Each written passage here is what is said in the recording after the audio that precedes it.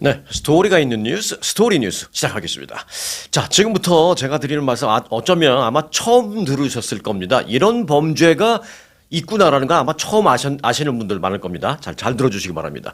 지금 미국 전역에서요, 크레딧 카드나 이 데빗 카드 정보를 이 몰래 빼나가는, 그러니까 갖고 있는 나도 모르게 옆에 있는 사람이 몰래 빼나가는 소위 디지털 픽파케팅. 이 픽파케팅이 이제 소매치기잖아요. 디지털 소매치기가 급승을 부려서 피해가 굉장히 많이 발생하고 있습니다. 하루에 뭐 한 10,000건 이상 발생하고 있다는데요.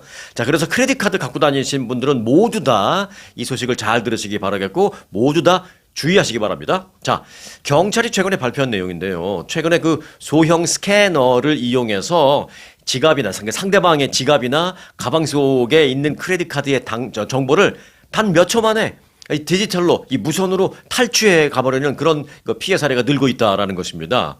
잘 이해가 안 되시죠? 아니 어떻게 그런 일이 발생하지? 그러니까 쉽게 말하면 내가 내 크레딧 카드를 주머니에 넣고 있는데 내 옆에 있는 사람이 자기가 스캐너를 해서 내 주머니 속에 있는 크레딧 카드 정보가 뭐 아무런 외형적인 변화 없이 고스란히 글로 빠져나간다는 것입니다. 자, 경찰에 따르면 이런 무선 식별 기술을 이용한 그 뭐 용어도 있대요. RFID라고 합니다. RFID. 그 기술을 이용한 그 RFID 스키밍이라는 범죄가 최근 들어서 기승을 부리고 있기 때문에 크레딧 카드나 데빗 카드를 갖고 다니는 모든 사람들은 반드시 이걸 알고 주의하라, 이렇게 경찰이 밝혔습니다. 그러니까 기존의 어떤 물리적인 절도, 그러니까 뭐 어떤 사람이 슬쩍 어깨 탁 치고 지나가면서 아이고 뭐 죄송합니다 하면서 그 어깨 탁 치는 순간에 이렇게 슬쩍 뭐 훔쳐가고 그러잖아요. 뭐 우리가 영화에서 보면 뭐 그런 거 많이 있잖아요. 그런 전통적인 어떤 물리적인 소매치기, 절도, 그게 아니라 피해자가 전혀 인식하지도 못하는 상황에서 내 주머니 속에 있는 카드 정보가 싹 빠져나간다는 것입니다. 스캐닝 되는 거죠. 다 읽혀버리는 거죠. 범죄자들은 사람이 많은 어떤 마켓이나 무슨 쇼핑몰, 공항, 심지어는 무슨 식당이나 지하철 뭐 이런데 그렇게 사람들이 좀 이게 많이 있는데 그런 데에서 발생할 확률이 높다. 왜냐하면 이게 이제 멀리서는 안 되고요. 한 2, 3피트 정도? 그러니까 2, 3피트라면은 뭐 3피트면 한 1미터 정도? 한 2피트면 1미터도 안 되는 거잖아요. 그렇게 바로 옆에 좀 가까이에 있는 상태에서는 상대방의 그 크레딧 카드 정보를 내가 빼갈 수 있다는 거죠. 요만한 그 기계만 그 사람이 갖고 있다면. 그래서 타겟되는 사람, 그 범죄자 입장에서는 타겟되는 사람 근처에 살짝 가서 뭐 무슨 말을 건다든지 말을 안 걸더라도 그 사람이 뭐 다른 핸드폰 하고 있으면 그 옆에 가까이 가서 자기도 뭐 핸드폰 하는 척 하면서 자기 주머니에 있는 그 스캐너를 활성화시켜서 옆에 있는 나의 그 정보를 다 빼간다라는 것입니다. 그래서 여기서 중요한 게 뭐냐면 가까이 한 2, 3피트, 뭐 1피트는 뭐 더더욱이 당연하고요. 한 2, 3피트 정도 가까이에 있을 때 내가 피해를 당할 수 있다라는 것입니다. 크레딧 카드 식별 번호를 싹 그 스캐너로 읽어가는 것이죠. 금융정보를 다 빼가고 별도의 접촉이나 뭐 카드를 뭐 물리적으로 훔쳐가거나 이런 도난 없이 그냥 가까운 거리에서 정보 탈취가 가능한 그야말로 충격적인 뭐 영화에 나와도 저는 아유 그 영화는 영화네 잘 안 믿었을 것 같아요. 경찰이 이렇게 공식 발표 안 했으면 영화에서 그런 게 나온다 하더라도 야 아무리 영화지만 좀 너무 심했다 이렇게 생각할 것 같은 그게 지금 현실에서 피해가 연일 발생하고 있다라는 것입니다. 자, 그런 방식으로 하니까 피해자들은 자신의 주머니에 있는 크레딧 카드 그 정보가 내 바로 옆에 있는 저 범죄자에게 다 탈취됐다는 사실을 또 전혀 모르고 있다라는 것이죠. 그렇기 때문에 또 더 큰 문제가 발생합니다. 전혀 모르니까 뭐 그냥 집에 가서 하루 편하게 이제 쉬는 거죠. 나갔다 와서. 근데 그 쉬는 그 상황 동안에 내 크레딧 카드는 열심히 쓰여지고 있는 것입니다. 자, 전문가들에 따르면 이런 방식으로 미 전역에서 하루 10,000명 이상이 피해를 입고 있다라는 것입니다. 최근 들어서 갑자기 급격하게 늘어나고 있다는 것입니다. 피해 규모가 이제 뭐 건수라든지 액수라든지 이런 규모가 최근 급증하고 있는 추세다. 그래서 경찰이 이제 너무 걱정돼서 어제 공식적으로 이런 주의하라는 당부를 어제 발표를 했습니다. 지난해 그 미국 내 관련 피해액은 총 한 80억 달러에 달하고 있는데요. 그건 이제 지난해 얘기고 올해는 뭐 이미 벌써 한 석 달밖에 안 됐지만 이미 수십억 달러의 피해가 발생했다라는 것입니다. 그리고 이제 하루에 한 10,000건 이상 피해 접수가 지금 보고되고 있고요. 그리고 평균 피해 액수는 한 4,200달러 수준이라고 합니다. 이게 뭐 몇십만 달러 손해본 사람도 있고 몇백 불 피해본 사람도 있지만 평균으로 치면 한 4,200달러 정도 된다고 합니다. 왜 안 그렇겠어요? 보통 크레딧 카드가 한도가 뭐 그래도 좀 여유 있게 있잖아요. 그래서 뭐 한 번에 다 쓸 수는 없다 치면 여기서만 한 7, 800불, 저기 가서 한 1200불, 여기 가서 또 한 500불, 또 저기 가서 한 2000불, 뭐 이런 식으로 쓰면 순식간에 4, 5천불이 나가는 거죠. 그러니까 평균 액수가 한 4200불 정도 되는데 중요한 건 또 우리가 또 이제 이걸 명심해야 될 게 중요한 건 60세 이상 소위 말하는 조금 젊은 사람이 아닌 60세 이상 그런 나이 연령층이 주요 표적이 되는 경우가 많다라고 합니다. 그래서 범인들을 잡고 난 다음에 너희들은 왜 그러면 주로 이제 60세 이상 되는 사람들을 타겟으로 이렇게 하느냐? 오히려 젊은 사람들이 돈 더 많지 않아? 뭐 이렇게 경찰들이 물어봤더니 그 범인들이 하는 얘기가 왜냐하면 60세 이상의 소위 고령층들은 그 주의력이 좀 아무래도 떨어지기 때문에 가까이 가서 뭐 이렇게 하더라도 뭐 이렇게 좀 의심한다든지 좀 경각심을 갖는다든지 좀 얼러트 한다든지 이게 좀 늦다라고 합니다. 좀 그런 확률이 좀 낮다라는 것입니다. 그래서 보통 이제 좀 나이가 있는 사람 옆에 가서 하면 성공 확률이 높기 때문에 나이가 좀 있어 보이는 사람들을 타겟으로 이런 범죄를 많이 저질렀다. 이렇게 얘기하고 있습니다. 이 범인들이 얘기한 거니까 우리한테는 정말 귀한 정보죠. 실제 피해 사례를 보면요. 이게 뭐 전국적으로 벌어지고 있는 일이에요. 자, 애리조나 주에 있는 한 70대 여성은 마켓 계산대에서 한 10분 정도 줄을 서서 기다리고 있는데 그 마켓 계산대에서 이제 내가 계산하려고 이렇게 줄 서 있을 때 뭐 내 뒤에 사람 그렇게 멀리 있지 않잖아요. 뭐 그렇다고 내 뒤에 바짝 붙어 있는 건 정말 이상하지만 한 1미터 정도 떨어 있는 거는 뭐 흔히 있을 수 있는 일이잖아요. 그렇게 한 마켓 계산대에서 한 10분 정도 서 있었는데 귀가 후에 보니까 집에 와서 보니까 갑자기 그 크레딧 카드 쓴 내역이 막 올라와서 이렇게 보니까 총 5만 달러 순식간에 몇 시간 만에 총 5만 달러 이상의 돈이 순식간에 빠져나갔다는 것입니다. 그 일부 금액은 뭐 은행에서 전화해서 해결보기도 했지만 일부는 해결보지도 못해서 정말로 피해를 입은 그런 금액도 몇만 불 된다. 이렇게 얘기하고 있습니다. 자, 이 피해자는 이렇게 말했습니다. 정말 아무것도 나는 한 게 없이 아무 그 이상한 것도 느끼지도 않았고 내가 한 것도 아무것도 없이 잘 돌아왔는데 돈이 연기처럼 사라져버렸다. 이렇게 얘기하고 있습니다. 자, 이 경찰은 무엇보다도 예방이 중요하다라고 강조하고 있습니다. 근데 이걸 어떻게 예방해? 라는 생각하실 수도 있죠. 예. 뭐 완벽하진 않지만 뭐 예방법이라기보다는 좀 우리가 주의해야 될 점, 요런 거는 몇 가지 있습니다. 자, 일단 사람이 많은 장소에서 이렇게 사람이 옆에 누군가가 내 옆에 가까이 오는 걸 각별히 주의하시기 바랍니다. 저는 이제 이렇게 말씀드리고 싶어요. 사람이 옆에 오는 걸 각별히 주의하는 건 당연하지만 가장 중요한 게 뭐냐? 사람이 내 뒤에 가까이 오는 걸 가장 주의해 주시기 바라겠습니다. 사람이 내 앞에는 사실 가까이 안 오죠. 누군가가 나랑 친한 사람이 얼굴 보고 얘기할 거면 가까이 오지만 나 모르는 사람이 내 앞에 가까이 오는 일은 없죠. 또 내 앞에 가까이 온다면 예를 들어 모르는 사람이 뭐 길을 물어본다든가 말을 걸 때 뭐 내 앞에 가까이 올 수 있겠지만 여하튼 모르는 사람이라 하더라도 내 앞에 가까이 오면 내가 인지를 하죠.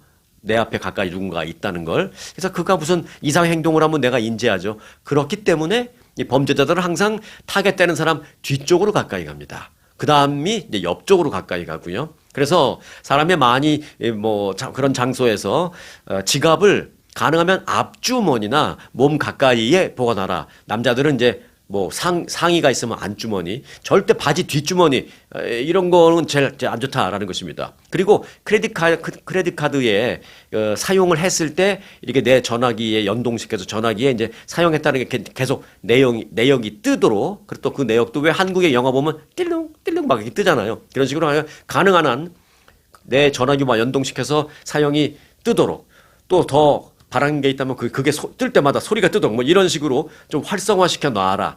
그 사용 내역이 내 계좌로 오고 내 전화로 오는 그걸 액티베이트 시켜 놔라. 그렇게 얘기하고 있습니다.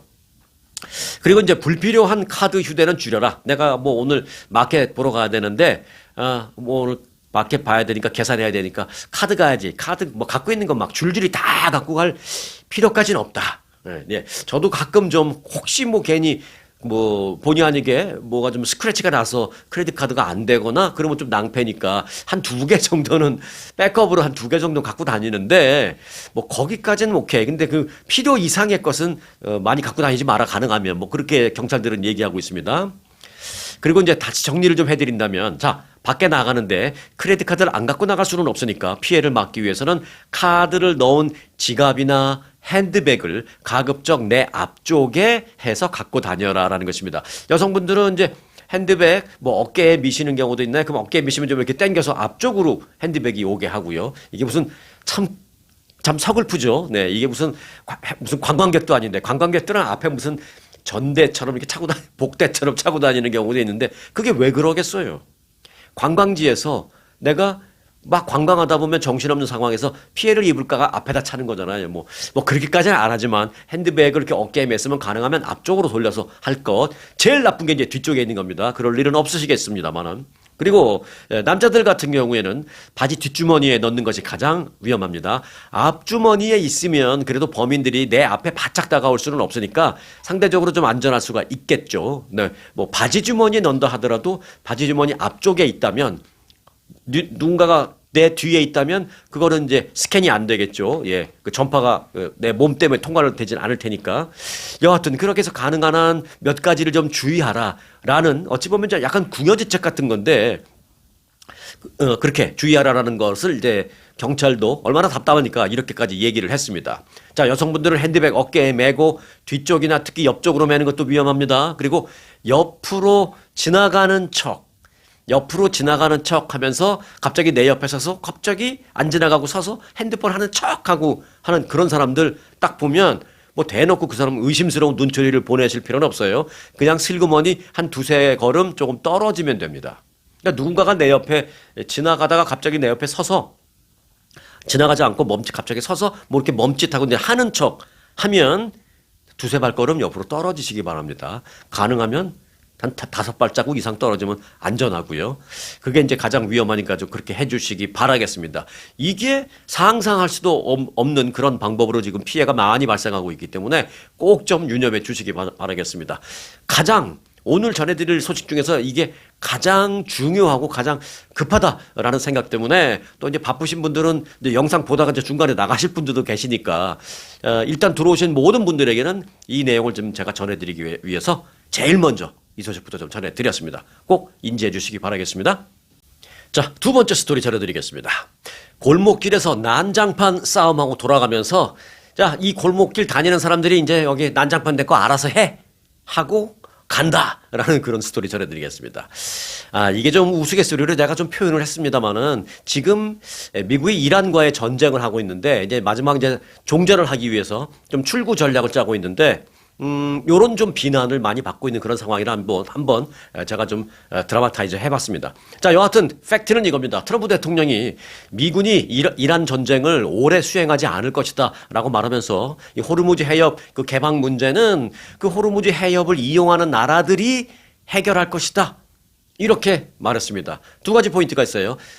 미국이 이제 이란 전쟁 조만간 끝낼 것이다. 그리고 이제 나올 것이다. 그런데 나온 다음에 지금 호르무즈 해협 봉쇄되어 있다는데 봉쇄되어 있는 거 푸는 거는 거기 다니는 나라가 알아서 해. 요겁니다. 요게 포인트입니다. 자, 트럼프 대통령은 어제 뉴욕 포스트와의 인터뷰를 했는데요. 이렇게 말했습니다. 우리는 그곳에 아주 오래 있지는 않을 것이다. 즉 이란에 우리가 이란에서 떠나고 나면 호르무즈 해협 문제는 그 해협을 이용하는 나라들이 알아서 하라. 이렇게 말했습니다. 네. 이 호르무즈 해협 재개방 문제에 관해서 또 이제 트럼프 대통령은 내 생각에 그것은 자동으로 열릴 것이다. 그러니까 어찌 보면 너무 좀 낙천적이신 생각 같기도 하고, 원래 전쟁 나기 전에 호르무즈 해협에서 위험하고 이런 건 있었습니다만은 봉쇄 못 가게 하거나 또는 돈을 받는거나 그렇게까지는 없었는데 이제 전쟁 이후에 이제 발생한 상황이잖아요. 그런데 이제 호르무즈 해협은 우리가 전쟁 끝내고 나면 자동으로 열릴 거야. 걱정하지 마. 근데 좀 문제 있으면 다니는 사람들이 알아서 해. 약간 이런 얘기입니다. 그러면서 덧붙인 말이 이란은 내 힘이 많이 남아 있지 않다. 그래서 그 호르무즈 해협을 이용하는 나라들이 어렵지 않게 해결할 수 있어. 이란이 지금 많이 약해졌기 때문에 그렇게 얘기를 했습니다. 자, 트럼프 대통령은 어제 또 SNS에 올린 글에서도 미국의 이 전쟁 수행 관련 도움을 주지 않는 그 유럽의 여러 동맹국들을 향해서 이렇게 말했습니다. 호르무즈 해협으로 좀 와라. 니네들 동맹국이라면. 나토 동맹국이라고 우리 미국에 돈만 뜯어가지 말고 우리 미국이 필요할 때 너희들도 와야 그게 동맹국인 거 아니야? 좀 와라. 라면서 와서 우리 도와주고 갈 때 석유를 그냥 가져가라. 이렇게 말했습니다. 근데 그 석유는 미국이 가져가라 그러면 가져갈 수 있는 건지 모르겠습니다만 일단 인터뷰 때 한 얘기 요 자체는 일단은 팩트입니다. 자, 한편 트럼프 대통령은 호르무즈 해협 폐쇄가 계속되더라도 이란에 대한 군사작전을 끝낼 의사가 있다라는 그 입장을 참모들에게 이미 밝힌 것으로 알려졌습니다. 이게 이제 월스트리트저널에 보도된 내용이에요. 자, 그래서 이제 그 월스트리트저널에 이틀 전에 보도된 이 내용과 관련해서 그게 이제 사실입니까? 좀 부연 설명 좀 부탁드립니다 하고 이제 어제 기자들이 추가 질문을 하자 트럼프 대통령이 답변하기를 솔직히 그 문제에 대해서 심각하게 생각해 보지 않았다. 라며 조금 이해할 수 없는 그런 답변을 하기도 했습니다. 자, 또한 이란이 핵무기를 갖고 있거나 최종 생산에 거의 핵무기 최종 생산에 근접한 그런 수준에 도달해 있었다라는 그런 뭐 증거가 있었느냐라는 질문을 기자들이 하자 나는 모른다. 다만 내 임무는 이란이 핵무기를 갖지 못하게 하는 것이다. 라고 답변을 했습니다. 자, 한편 호르무즈 해협에 대한 봉쇄가 풀리지 않는 상태라도 미국이 철수할 생각이 있다라는 그 말은 그 뒷일은 그 해협을 이용하는 그 나라들이 알아서 해라. 뭐 이런 부분과 같은 그 발언 거기에 대해서 그 일각에서 좀 많이 비판이 일고 있는 것도 사실입니다. 그리고 이제 다른 나라에서 그런 비판이 오고 있는 것도 사실입니다. 그러면서 이제 이렇게 표현하면서 불평불만을 털어놓는 거죠. 골목길에 우리 왜 어렸을 때 살다 보면 지금은 이제 골목길이 거의 없죠. 아파트가 들어섰으니까. 하지만 전에 그 아파트가 본격적으로 들어서기 전에는 이제 골목길이 많았잖아요. 그리고 또 그 골목길에 대한 추억. 지금 생각해보면 그 정말 아련한 또 재미있는 뭐 그런 추억들이 골목길에 많이 있잖아요. 근데 그 골목길이라는 게 뭐냐, 좁아요. 좁고 거기서 다니는 사람들이 이제 한정돼 있죠. 맨날 다니는 사람만 다니는 거예요. 그리고 또 하나의 특징, 그 동네 이제 양아치들이 거기 이제 왔다 갔다 해서 좀 불량배들이 그런 경우가 좀 있습니다. 그래서 이제 이렇게 표현하는 거예요. 골목길에 갑자기 덩치 큰 사람이 나타나서 이 동네 불량배들 다 나와! 하면서 한바탕 난장판 싸움을 벌이더니 그 어지러워진 그 골목길을 나중에는 이제 자 이제 내가 여기서 이제 얘 많이 떨어졌으니까 여기 다니는 사람들이 앞으로 알아서 여기 좀 지저분한 거 좀 치우고 알아서 다녀. 나는 간다. 이러고 가버린다. 라는 식의 지금 비판을 하는 것입니다. 그래서 황당하다라는 반응이죠. 자, 이런 가운데 이란의 입장은 지금 뭐냐? 이란은 이제 이런 겁니다. 옳았구나. 잘 됐구나. 이참에 호르무즈 해협에 대한 통행세나 본격적으로 받아야 되겠다. 울고 싶은데 뺨 때려줬네. 거기가 굉장히 좁잖아요. 그 호르무즈 해협이. 거기 봉쇄하고 거기 위협하기는 굉장히 쉽습니다. 한 30km밖에 안 돼요. 뭐 60km인가 한 80km인가 되긴 하지만 양쪽에는 그 수심이 충분히 깊지 않아서 대형 유조선이 못 가고 한 가운데로만 통과해야 되는데 수심이 충분히 깊어서 대형 유조선이 통과할 수 있는 정도의 폭은 한 30km가 채 안 됩니다. 그래서 뭐 그거 관리하기는 너무 쉬운 거죠. 그 불량배들이 관리하기는 너무 쉬운 거죠. 그래서 그동안 여기서 통행세나 받을까라고 생각했었는데 이것도 괜히 국제적으로 문제될까봐 끙끙 앓고 있었는데 울고 싶은데 뺨 때려줬네. 네. 이참에 이란이 통행세를 받겠다라는 거 아니겠습니까? 그래서요, 실제로 이틀 전에 이란 의회는 그 호르무즈 해협 그 다니는 유조선에게 배 한 척당 200만 불씩 청구하자라는 법안을 만들어서 의회에 뭐 이란도 그런 의회가 있는지 모르겠습니다. 뭐 있겠죠. 의회에 발의를 했어요. 어찌 보면 다 형식적이죠. 발의를 해서 연방이 아니죠. 이란 의회에서 그 법안을 어제 통과시켜줬습니다. 가결됐어요. 그러니까 현실적으로 이제 그게 실행이 어떻게 될지 안 될지는 뭐 두 번째 문제라도 이란 내에서는 호르무즈 해협의 통행세를 배 한 척당 200만 불씩 받자라는 게 정식으로 법안으로 통과가 됐습니다. 뭐 누구 맘대로 통과하는 건 모르지만 그 골목에 있는 불량배들이 자기끼리 형님 하고 뭐 있는 그럼 한 10여 명 되는 불량배들이 자기끼리 여기 골목 다니는 사람들한테 우리가 통행세 안 내면 발 툭툭 걸어서 넘어뜨리고 또 좀 불러서 패기도 하고 통행세를 내고 다니는 사람은 우리가 잘 왔다 갔다 하게 그렇게 할까 말까. 그러니까 어떤 사람은 이거 좀 너무 심한 것 같습니다. 할 수도 있지만 또 대부분 그렇게 합시다. 뭐 우리가 이 골목을 그 대신에 안전하게 지켜주니까 지들 당연히 내야죠. 뭐 이런 분위기를 이끌어가면서 불량배 한 10여 명이 나름대로 투표라고 했는데 그게 통과됐다. 뭐 이렇게 볼 수 있는 것입니다. 그 골목길에 언제부터 통행세가 있었죠? 없었단 말이죠. 근데 전쟁이 끝나면 생길 수 있게 됐다. 뭐 이런 겁니다. 그래서 지금 전쟁이 끝나도 전쟁 못지않은 혼란한 상황이 계속 이어질 것 같다라는 우려스러운 그런 걱정이 계속 나오고 있는 상황입니다. 자, 이 전쟁 때문에도 발생한 영향이 뭡니까? 국제유가 급등이죠. 자, 드디어 미국 내 가솔린 가격이 심리적인 마지노선을 넘어섰습니다. 제가 지난주에 말씀드릴 때 뭐 미국 평균 가솔린 가격이 3달러 90 몇 센트라고 말씀드렸죠. 그러면서 요게 이제 4달러가 넘느냐 못 넘느냐 안 넘느냐 넘어가면 그 심리적인 마지노선입니다라고 말씀드렸는데요. 드디어 그 심리적인 마지노선이라고 하는 4달러를 넘어섰습니다. 오늘 아침 확인 결과 미 전국 평균 가솔린 가격은 갤런당 4달러 2센트 드디어 넘어갔습니다. 세계 최대의 산유국이자 이 경제 대국인 미국도요. 사실 이란 전쟁으로 인한 그 타격을 피할 수는 없는 그런 모습입니다. 트리플 A에 따르면 오늘 아침 전국 평균 가솔린 가격은 갤런당 4달러 2센트로 집계됐고 아마 영상 보시는 오늘은 3센트나 4센트 더 올라갔을 수도 있습니다. 우크라이나 전쟁으로 에너지 시장이 요동쳤던 지난 2022년 8월 이후에 지금 가장 높은 그런 수준을 보이고 있는 겁니다. 자, 지난달 28일 전쟁이 시작됐죠. 그때 미국의 그 이란 공격 시작 이후에 그때 이제 그 전과 그러니까 28일 전날인 27일과 오늘 아침가의 가솔린 가격을 비교해 보면 한 달 만에 불과 한 달 만에 얼마나 올랐느냐? 35%나 올랐습니다. 이게 1년에 35%가 올랐다 그래도 기가 찰 노릇인데 한 달 만에 35%가 넘은 겁니다. 심리적인 마지노선이 뭐 넘고도 남는 수치죠, 이게. 자, 주별로 보면 뭐 미국에서 가장 가솔린 가격이 비싼 대표적인 주가 이제 캘리포니아주인데 캘리포니아주가 갤런당 평균 5달러 89센트. 좀 있으면 6달러예요. 뭐 4달러 마지노선이 캘리포니아는 이미 아니고요. 4달러만 되면 정말 땡큐 베리 머치. 지금 캘리포니아주는 평균이 5달러 89센트입니다. 근데 아마 좀 있으면 6달러 넘는 건 시간 문제입니다. 제가 한 2주 전쯤인가요? 캘리포니아는 잘못하면 6달러 넘어갈 수도 있습니다. 했을 때 이제 일부 몇 분은 타지에 사시는 분들은 에이 설마 그건 좀 심했다. 그렇게까지는 아니겠지. 투머치라고 생각하신 분도 계실지 몰라요. 근데 이게 현실이 되고 있잖아요, 지금. 네. 자, 캘리포니아는 그렇고요. 그다음에 저 가솔린 비싼 데가 하와이입니다. 하와이는 지금 평균 5달러 45센트. 그리고 워싱턴주 시애틀이 있는 거기는 5달러 34센트로 지금 순서가 그렇습니다. 아마 시애틀이나 하와이에서 보시는 분들도 내가 엊그저께 봤더니 5달러 35 훨씬 넘던데 라고 생각하시는 분이 계실 거예요, 아마. 네, 일반적으로 요거보다 좀 더 높을 겁니다. 요게 이제 평균이 그래요. 같은 워싱턴 주라 하더라도 시애틀 같은 대도시는 좀 더 비싸고 조금 외곽으로 나가면 조금 더 싸지고 그래서 평균이면은 여러분들이 계신 곳은 아마 그것보다 좀 더 비쌀 거다.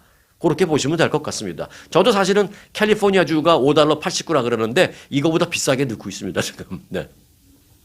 자, 그리고 미국에서 그래도 비교적 가솔린이 싼 곳이 어디냐면 오클라호마주입니다. 오클라호마주의 가격은 지금 평균 3달러 27센트.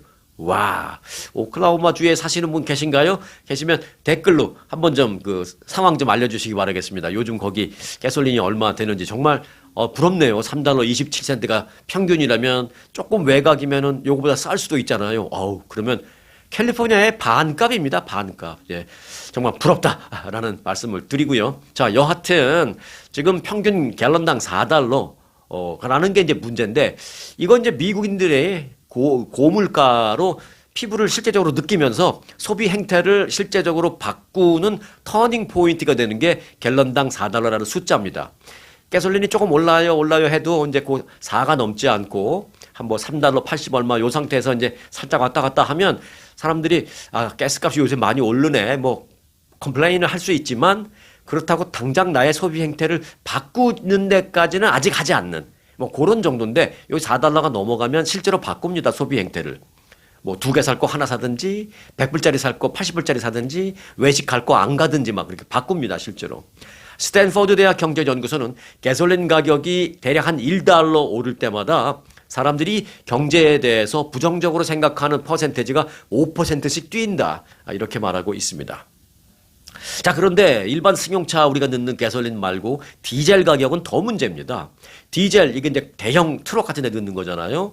거기 그 디젤 가격은 지금 갤런당 5달러 42센트로 이란 전쟁 전에 비해서 몇 퍼센트나 올랐냐? 무려 44%나 올랐습니다.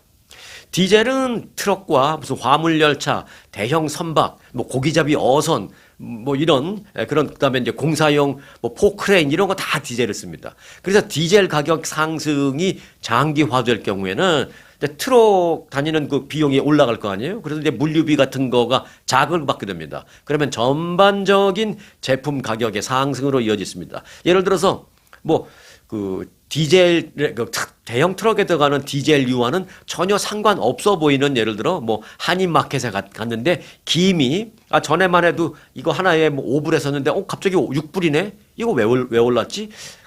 가솔린 가격 오른 거랑 이거랑 무슨 상관인데 그 김을 배달하러 온 그 트럭에 넣은 디젤 가격이 올랐기 때문에 김값도 오를 수밖에 없다라는 것입니다. 제가 뭐 기물을 예를 들었지만 김이니 고추장이니 뭐 애들 장난감이니 다 포함되는 것이죠. 물류, 운송 없이는 불가능하니까 모든 것이. 그렇기 때문에 이 디젤유의 인상은 정말 치명적입니다. 가격 인상과. 에너지 가격, 특히 디젤유 가격 상승은 전문가들이 지금 분석했을 때 이란 전쟁의 여파다라고 명쾌하게 그렇게 분석을 했습니다. 그거 말고는 특별히 다른 요인은 없다라는 것인데 디젤유의 가격 상승 폭이 더 가파른 것이 지금도 더 문제입니다, 이게. 근데 미국은 사실 석유 엄청나게 매장량이 있는 그런 나라죠. 그리고 원유 생산국입니다. 그런데도 불구하고 미국이 이렇게 원유 가격, 석유 가격 오르고 뭐 이런 것들은 이 미국 혼자서만 할 수 있는 게 아닙니다. 이 국제 유가와 미국의 이 유가도 다 연동되어 있는 그 시스템, 그 구조상 이러한 영향에서 미국이 자유롭지 못한 그런 것입니다. 트럼프 행정부가 이란의 호르무즈 해협 재개방을 압박하고는 있습니다만은 불확실한 상황이죠, 지금. 그래서 지금 그런 불확실한 상황이 어떤 심리 이런 것도 양념처럼 들어가 있는 거예요, 이게. 경제는 심리다라는 건 뭐 너무 기본적인 원리잖아요. 경제학과 공부하러 가면 제일 먼저 가르치는 게 그거잖아요. 경제는 숫자로 공부하는 것도 있지만 경제는 심리다. 그러니까 여기 지금 가솔린값 오르고 하는 거에 그 심리적인 부분이 들어가 있는 거예요. 앞으로 어떻게 될지 모르는 거. 그래서 전쟁이 끝나더라도 국제유가 하락이 주유소에서의 가격 인하로 곧바로 반영되기까지는 좀 시간이 많이 걸릴 것이다. 이런 겁니다. 그래서 당장 뭐 내일 전쟁이 끝난다고 내일부터 바로 주유소에 가면 이게 내려가냐? 아닙니다. 이 친구들이 올리는 건 빨리 올려요. 올리는 거는 주유소나 정유소나 문제 있다 그러면 바로 올립니다. 내리는 거는 슬슬 내려요. 왜? 그 불확실성 때문에 그렇습니다. 불확실성 때문에 상황을 좀 더 보고 내립니다. 그래서 당장 오늘 내일 전쟁이 끝나도 내려가는 건 정말 빨라야 일주일, 보통 한 2주 정도 걸리는 게 보통입니다. 그런데 불확실성이 크면 클수록 더 오래 걸립니다. 그러니까 애꿎은 일반 그 서민 경제, 일반 국민들만 지금 참 고통스러운 그런 나날이 계속되고 있는 것입니다. 자, 이 메디케이드도 지금 어려운 상황입니다. 이 메디케이드 가입자들의 가입 취소가 미국에서 줄줄이 있게 될 전망입니다. 트럼프 대통령이 추진해서 지난해 연방의회에서 통과된 법안이 있죠. 하도 많이 귀가 따갑게 들은 그 법안, One Big Beautiful Bill. 그래서 OBBB Act라고 합니다. OBBB Act. One Big Beautiful Bill Act라고 합니다. 뭐 번역하자면 하나의 크고 아름다운 법안. 그것 때문에 지금 메디케이드 그 가입자들이 줄줄이 쫓겨나게 생겼습니다. 왜냐면 그 원 빅 뷰티풀 법안이 뭐 아름다운 법안이라고 이름이 되어 있습니다만은 뭐 좋은 내용도 뭐 있습니다만은 뭐 좋고 나쁘고를 떠나서 그 내용 중에 하나가 뭐냐면 그 의료 부분에 대한 예산 감축이 들어가 있습니다. 그래서 그때도 이게 통과되기 전에도 민주당하고 가장 이게 문제가 됐던 게 이제 그 부분이죠. 의료 부분에 대한 감축. 그게 이제 시행되니까 의료 부분에 대한 감축 때문에 발생하는 게 메디케이드 가입자들에 대한 축출입니다. 연방정부의 지원이 줄거나 끊어짐에 따라서 이제 주정부가 할 수 없이 이제 그런 퇴출을 시작하고 있는데요. 그 주정부가 그 메디케이드 가입자를 이렇게 쫓아낸다는 표현이 좀 그런가요? 네, 이제 더 이상 가입을 안 받아주는 그런 걸 하기 위해서는 나름대로의 가이드라인 필요하고 그 가이드라인에 따른 컴퓨터 프로그래밍도 해야 되고 뭐 이런 게 필요하잖아요. 그래서 그런 걸 하는데 돈이 많이 들어간다고 합니다. 시스템 새로 구축하고 뭐 하는데 사람도 더 뽑고 어쩌고저쩌고.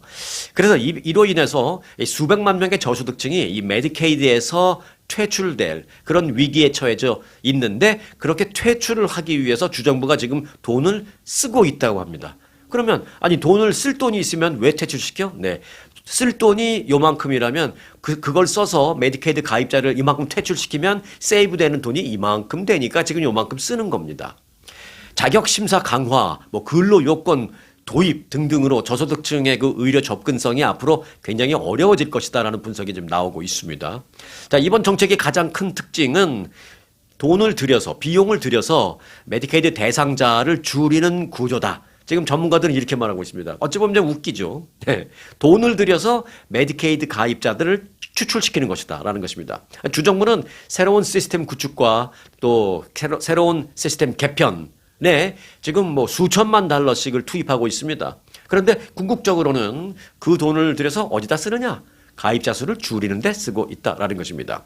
자, 실제로 위스콘신주는 약 6만 3천 명이 보험을 잃을 것으로 지금 추산되고 있습니다. 이제 위스콘신주만 따로 놓고 봤을 때 메디케이드 가입자 중에 한 6만 3천 명이 이제 곧 퇴출될 것으로 이렇게 예상되고 있는데 그럼 그들이 퇴출되면 얼마를 그 주정부에서 세이브할 수 있느냐? 한 5억 3천만 달러 정도를 절감할 수 있다고 합니다. 그러니까 5억 3천만 달러 절감하기 위해서 몇 천만 불 쓰는 겁니다. 참 어떻게 보면 잔인해 보이기도 하고 정부가 이래도 되나 싶기도 한데 이게 현실입니다. 팩트입니다. 자, 그리고 아이오와 주 역시 약 한 3만 2천 명이 지금 퇴출될 것으로 예상되고 있는데 그 경우에 한 1억 8천만 달러 정도 세이브할 것으로 알려지고 있습니다. 그러니까 각 주정부가 지금 뭐 몇천만 불씩 들여서 새롭게 지금 하고 있는 겁니다. 초기 행정 비용 증가를 감수하더라도 장기적으로는 복지 지출을 줄일 수밖에 없다라는 전략입니다. 왜? 연방정부에서 돈이 안 오니까요. 전문가들은 이러한 접근이 취약계층을 희생시켜서 재정을 억지로 맞추는 그런 방식이다라면서 비판하고 있지만 뭐 비판하는 여론과는 별개로 지금 뭐 현실은 현실입니다. 그렇게 되고 있는 것만은 막을 수 없는 현실입니다. 가장 큰 그 이제 문제점이 말씀드렸던 그 건강보험 상실 문제죠. 의료 관련 예산 축소 중에서 가장 문제가 되는 게 이제 메디케이드 등 이 건강보험의 상실 문제입니다. 연방의회 예산국이 이제 추산을 한 게 있는데요. 이번 법의 시행으로 인해서 2034년까지 이제 장기적으로 본다면 약 750만 명이 미 전국적으로 무보험 상태가 놓일 가능성이 있다라고 연방의회에서도 인정하고 그렇게 추산을 했습니다. 그 750만 명이 추가적으로 무보험 상태에 놓일 것이다라는 게 뭐 그 지금 비판론자들이 한 말이 아니에요. 지금 이 정부의 연방 예산국에서 조사해서 발표한 내용입니다. 그게. 그리고 이제 그렇게 축출시키기 위해서 여러 가지 이제 조건을 까다롭게 하는데 뭐 일을 하지 않으면 메디케이드 안 주겠다 뭐 그런 것도 있습니다. 약 1,850만 명의 성인이 새로운 규정 적용 대상이 될 전망으로 예상되는데 그 1,850명이 어디에 적용되느냐? 네. 일을 하지 않으면 메디케이드 안 해주겠다. 네, 이런 겁니다. 그럼 일하면 되지라고 생각하는데 이제 메디케이드 받을 정도의 사람들이 사실은 제대로 된 일자리 갖기도 어려워하고 또 하루에 8시간 풀타임으로 일하는데 뭐 신체적으로나 뭐 건강상 쉽지 않은 그런 경우도 사실은 많거든요. 그런데 한 달에 80시간, 한 달에 한 달에 40시간, 한 달에 40시간이죠. 하루에 잠깐만요. 일주일에 40시간이죠. 5, 8이 40, 하루 8시간이라면 5, 8이 40인데 그러면 이제 한 달이면은 4, 40이 이제 160인데 그거의 절반 정도 한 달에 80시간 일하는 근거를 가져와야 메디케이드를 해주겠다라는 것입니다. 한 달에 80시간은 잘 외워놓고 계시기 바라겠습니다. 그럼 왜 80시간이냐? 오케이. 하루에 8시간 풀타임으로 일하기가 너무 어려워. 뭐 건강상 여러 가지 이유로. 그러면 하루에 4시간 파타임으로 일하는 그것만이라도 가져와. 그것까지도 안 하면 안 해줄 거야, 이제 이런 겁니다. 그냥 하루에 4시간이니까 한 달 20일로 치면은 80시간이죠.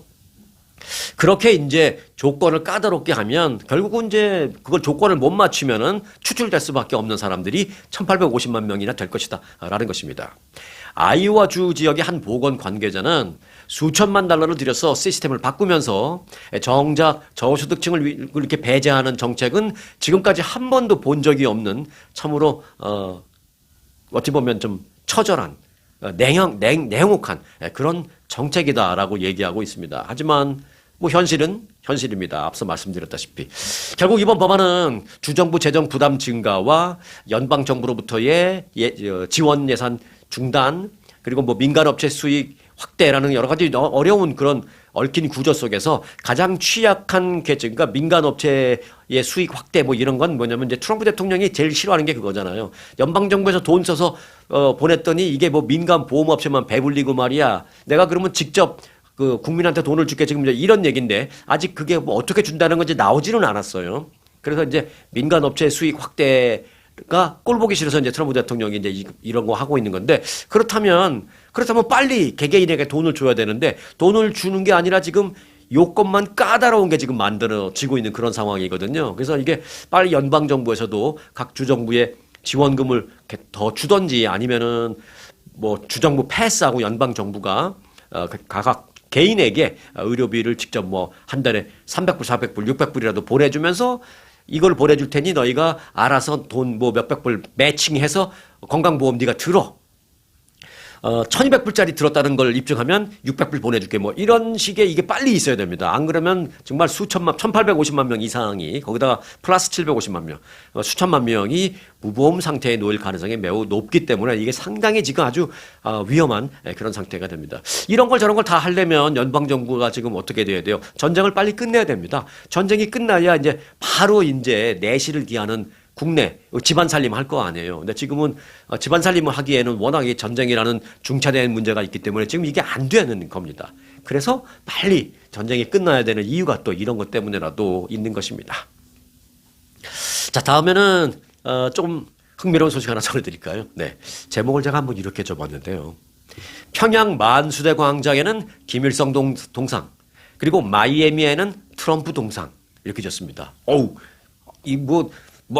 트럼프 대통령 욕하는 거 아니야? 이렇게 생각하실지 모르겠는데, 이걸 욕한다고 들으시든 아니든, 여하튼 제가 지금부터는 팩트를 전해드릴 테니까 잘 한번 들어보시기 바랍니다. 자, 트럼프 대통령이 초고층 건물로 된 대통령 기념관과 자신의 모습을 담은 황금빛 대형 동상 건립을 추진하고 있습니다. 이건 제가 없는 말을 어거지로 만든 게 아니에요.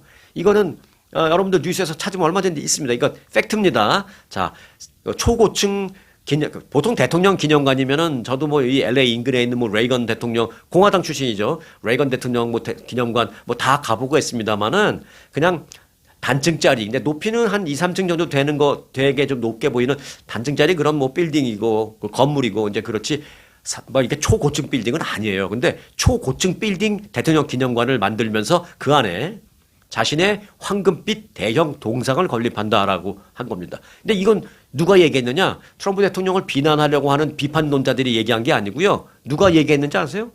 네. 어제 트럼프 대통령 본인이 밝힌 겁니다, 이걸. 본인이 직접 밝힌 거예요.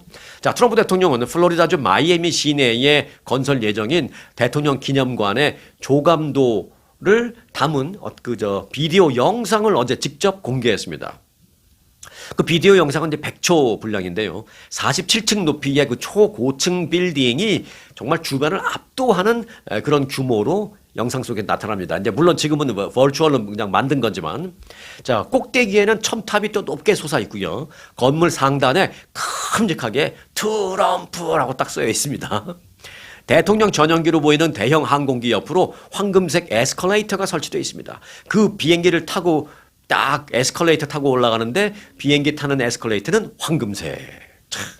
방문객들이 백악관 집무실을 재현한 공간을 이렇게 둘러보는 그런 모습도 이제 가상으로 영상에서 이제 만들었는데, 그 영상에서 눈에 띄는 점은요, 트럼프 대통령을 형상화한 대형 황금빛 동상이었습니다.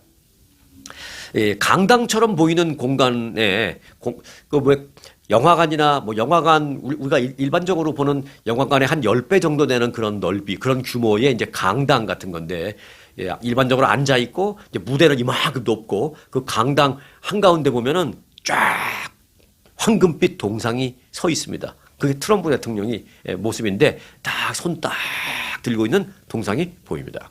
오른팔을 높이 치켜든 그 동상은 평양 만수대 광장에 세워져 있는 김일성 동상과 그 모습이 너무나도 흡사합니다. 김일성도 이렇게 하고 있는 그 동상이 있거든요. 만수대 광장에.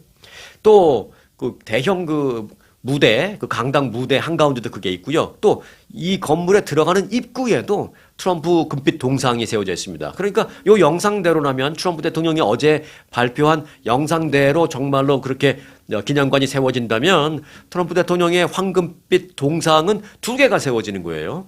들어가는 건물 입구에 커다랗게 하나, 들어가서 커다란 그 강당 한가운데에, 무대 중앙 한가운데에 높게 또 하나, 2개가 세워지는 것입니다. 그런데 이 트럼프 대통령 기념관의 그 높이가 얼마나, 규모가 어떻게 되시는지 아십니까? 제가 이제 대형 빌딩 이렇게 말씀드리고 몇 층짜리라는 말을 아직 안 했습니다. 그런데 몇 층인지 아십니까? 혹시 여러분들 좀 사시는 곳에서 조금 외곽 지역에 사시는 분들은 아마 이렇게 높은 빌딩 보신 적도 없으실 수도 있겠어요. 네, 47층짜리 높게. 기억하십니까? 한국의 그 여의도에 있는 그게 63빌딩이죠. 그거보다 조금 낮은 거예요. 47층이면 목 아파서 쳐다보기도 힘들어요. 47층짜리 초고층 빌딩 높이로 지금 추진되고 있습니다. 왜냐? 47대 대통령이다라는 상징성이 이제 가미된 겁니다. 트럼프 대통령의 기념관은 그 옆에 그 88m짜리 높이의 그 마이애미 프리덤 타워라고 있거든요. 우리가 이제 그 플로리다 마이애미 이 지역의 상징적인 랜드마크입니다. 이 프리덤 타워가. 그게 88m 높이입니다. 지금까지는 그 지역에서 그게 가장 높은 그 랜드마크입니다. 가장 높은 조형물입니다. 그런데 이걸 완전히 다 그냥 가려버리는 것입니다. 왜 가리느냐? 47층 높이면 그럼 몇 미터냐? 보통 1층이 한 3m 정도 보면 됩니다. 낮은 거는 2.5에서 조금 한 층을 높게 만들면 뭐 4m까지 볼 수도 있지만 뭐 한 층을 4m까지 하는 건 흔치 않고요. 보통 한 층을 3m 정도로 보시면 됩니다. 우리가 여기서부터 지붕까지 있는 것만 따지면 안 돼요. 그 지붕 안에 또 공간이 많이 있고 또 그 위에는 또 바닥 밑에 공간이 있고 그 공간까지 다 치면 대략 이제 공사할 때 한 층을 3m 정도로 계산합니다. 그렇게 되면 뭐 47층이면 거의 한 150m 정도 됩니다. 3m 조금 넘으면 한 160m 되고. 그러니까 못해도 한 150m 이상짜리 프리덤 타워, 이상짜리 그 트럼프 대통령 그 기념 빌딩이 세워지는 겁니다. 그 옆에 있는 프리덤 타워는 몇 미터요? 88m. 그러니까 뭐 거의 2배 되는 높이로 프리덤 타워를 완전히 그냥 죽여버리는 겁니다. 가려버리는 거예요. 딴 데서 보면 보이지도 않죠. 자, 평양에 가면 만수대 언덕이라고 있습니다. 높은 곳. 그것은 또 만수대 광장이라고 커다란 광장이 있죠. 거기 이제 김일성하고 김정일하고 같이 두 부자가 서 있는 그런 동상이 있는데 김일성 동상이 좀 더 커요. 그리고 김일성은 손을 이렇게 쫙 높이 들고 있는 그런 모습입니다. 자, 그 평양에서는 손을 높이 치켜든 김일성 동상이 있고요. 마이애미에는 똑같은 거의 비슷한 모습의 트럼프 동상이 세워질 예정입니다. 지금 추진되고 있는데 추진되고 있다는 걸 누가 발표했느냐? 네, 트럼프 대통령 본인이 발표했습니다. 그 모양이 너무 흡사하다라는 게 조금 이왕이면 조금 트럼프 대통령님 좀 다른 모양으로 지어주시면 안 될까요? 하필이면 김일성 동상하고 이 모습을 좀 비슷하게 하시나요? 네, 여하튼 자 그런데요 이런 가운데 이어지는 또 스토리가 있습니다. 워싱턴 DC의 명소로 떠오른 하나의 조형물이 있습니다. 그건 또 뭐냐? 황금 변기입니다. 골든 토일렛. 트럼프 대통령의 그 황금색 동상 건립이 추진되고 있다고 말씀드렸죠. 그런 가운데 황금색 동상이 세워지기도 전에 먼저 세워진 게 있습니다. 그게 바로 지금 말씀드릴 황금 변기입니다. 워싱턴 DC에 트럼프 대통령의 그 일종의 허영심을 풍자하는 황금 변기가 등장한 겁니다. 관광객들이 많이 찾는 워싱턴 DC 내셔널몰에 황금색으로 칠한 변기 모양의 이 조형물이 이미 설치됐습니다. 대리석처럼 보이는 그 자재로 만든 왕좌의 약간 무대, 그 왕좌 같은 무대가 있어요. 우선 뭐 무대로 생각하는 게 낫겠죠. 이제 무대 위에 이제 왕자 같은 보통 이제 왕이 그 신하들하고 같은 레벨에서 이렇게 앉아 있지 않잖아요. 신하들은 그 일반 플로어 레벨에 있다면 왕은 계단 몇 개 올라가서 이렇게 위에 앉아 있잖아요. 그게 이제 왕좌라고 하잖아요. 왕들이 앉는 자리다. 그래서 왕좌. 네, 그렇게 조금 높게 왕좌처럼 만들어 놓고 거기에 떡하니 황금 병기를 갖다 놓은 겁니다. 그 사람들이 거기에 올라가서 황금 병기에 이렇게 앉아서 사진 찍을 수 있게 그렇게 만든 겁니다. 그러면서 뭐라고 써 있느냐? 왕에 어울리는 왕좌라고 써 있습니다. 팻말에는 트럼프 대통령은 전례 없는 분열과 격화되는 분쟁, 또 경제적 혼란의 시기에 정말 중요한 것에 집중을 하신 분입니다. 라고 쓰여져 있습니다. 어떻게 보면 굉장히 좋은 말 같죠? 그러면서 뭐라고 써 있느냐? 그렇게 집중했던 바로 그것은 백악관 링컨룸의 화장실 리모델링이었다. 라고 썼습니다. 백악관의 그 화장실 리모델링 하면서 온통 그냥 황금색으로 했다라는 걸 다 알고 있죠. 그건 뭐 비밀도 아니죠. 이제 그걸 이제 좀 비꼰 겁니다. 실제로 트럼프 대통령은 취임 직후 백악관의 리모델링을 대대적으로 한 것, 우리가 다 알고 있습니다. 작년 10월에 백악관의 그 유서 깊은 링컨 침실에 화장실을 개조했다라고 본인이 자랑스럽게 발표한 바 있습니다. 당시 연방의회에서는 그런데 무슨 일이 있었느냐? 그 의회에서 예산안 처리가 제대로 되지 않고 막 그래가지고 예산안 통과가 안 되면서 저소득층에 주는 그 식비, 그 푸드 스탬프 이런 게 다 끊어져 버려서 막 저소득층이 막 아우성이 난 그런 상황이었는데 그때 본인은 백악관의 화장실을 황금으로 다 바꿨다고 그건 막 본인이 공개한 겁니다. 그 시기는 딱 떨어지는 그때예요. 근데 그거를 그 민간 단체에서 이제 좀 풍자한 겁니다. 금칠, 특히 황금칠을 유난히 좋아하는 트럼프 대통령은 백악관의 대통령 집무실과 캐비넷 룸도 황금색 몰딩과 장식으로 재단장한 것으로 잘 알려져 있습니다. 본인이 굳이 이걸 감추려 들지 않고 본인이 스스로 자랑하든 이제 얘기한 거니까 이거는 100% 팩트죠. 네, 그건 누구나 다 알고 있는 그런 얘기입니다. 자, 트럼프 대통령의 동상 얘기에서 47층짜리 초고층 대형 대통령 기념관 건립이 추진되고 있다는 얘기에서 그건 추진되고 있지만 이미 황금 병기가 워싱턴 DC에 이미 세워져 있다라는 얘기까지 좀 같이 전해드렸습니다. 근데 짧게 몇 가지만 좀 전해드릴게요. 요건 굿뉴스인데요. 연방국토안보부의 그 부분 셧다운 때문에 연방교통안전청 공항에 검색하시는 분들 그분이 이제 월급 못 받고 그래서 그분들이 막 출근 안 해서 2시간, 3시간, 4시간씩 막 줄 서고 그랬잖아요. 공항에서. 요게 이제 풀렸습니다. 요건 이제 트럼프 대통령 덕분입니다. 네. 연방교통안전청 직원에 대한 급여 지급을 우회해서 할 수 있는 행정명령을 해서 지금 급여 지급이 어제부터 시작됐거든요. 그래서 어제 다들 출근했어요. 그래서 어제부터 이 공항에서 그 긴 줄 붐비는 그런 거는 이제 해소됐다. 보통 한 30분 이내로 한 20분 정도, 15분, 20분 만에 다 옛날처럼 통과되는 그렇게 이제 정상화가 됐다라는 그런 반가운 소식도 들어왔습니다. 자, 이 LA 지역에 한 가지 좀 말씀드릴게요. LA 카운티가 참 모든 것이 비싼데 이 앰뷸런스 부르는 것도 비싸서 못 부른다라는 짧은 소식 하나 전해드릴게요. 오는 7월 1일부터 LA 지역에 그 앰뷸런스 피가 또 올라갑니다. 이번 조치는 2027년 내년 6월 30일까지 적용되는 최대 요금 기준치가 이제 발표된 건데요. 그러니까 최대 요금이니까 이제 이 이상은 받지 마 그런 건데 결국 뭐예요? 이 이상은 안 받겠어만 안 받겠어. 하지만 거기까지는 받을게. 이런 거잖아요. 앰뷸런스도 민간 업체가 운영을 하니까. 그래서 이제 의료 서비스를 이용하는 LA 카운티 주민들에게 참 황당하다라는 그런 얘기가 나오고 있는데요. 자, 얼마나 비싸냐면 일단 고급 응급처치가 포함된 긴급 출동 앰뷸런스 기본요금. 이게 무슨 택시도 아니고 기본요금은요. 맥시멈 $3,572로 책정이 됐습니다. 그러니까 $3,572 이상 받으면 안 되지만 바꿔 말하면 뭐예요? 3,572불까지는 받아도 되죠. 그렇게 해석할 수 있습니다. 그러니까 이 민간요금은 굳이 3,572불까지 받을 수 있는데 굳이 내가 2,000불 받을 이유는 없겠죠. 민간 업체는. 그래서 3,572불이라는 맥스 상한선을 발표했고요. 그리고 이제 여기에 거리에 따라서 여러 가지 상황에 따라서 계속해서 이제 부수적인 엑스트라 피가 붙습니다. 또 기본 거리가 5마일, 10마일 이내여야 되는데 그걸 멀리서 부르면 좀 먼 곳에 있는 데서 부르면 멀어지잖아요. 그러면 마일당 $31 추가. 10마일 지나면 이제 310불 추가하는 거죠. 그리고 현장에서 도착하는 데까지 30분이 지난 그런 멀면 마일당 31불 추가와는 별도로 30분 추가되면 추가되는 거에 30분당 $189 추가. 또 이 외에 저녁 7시부터 다음날 아침 7시, 저녁 7시부터 다음날 아침 7시까지 그 12시간. 어찌 보면 이제 야간 시간인데, 그때 발생하는 앰뷸런스 호출은 $33 추가. 또 산소 마스크 그 안에 가다가 산소 마스크 사용하면 그 사용 이용료 $127 추가. 또 신생아가 이송되면 엑스트라 피 $316 추가 등등등등 이게 엑스트라 피가 엄청나게 많아요. 그래서 앰뷸런스 한번 잘못 부르면 돈만 불 깨진다는 말이 여기서 나오는 겁니다. 여기서 안 부를 수도 없고요.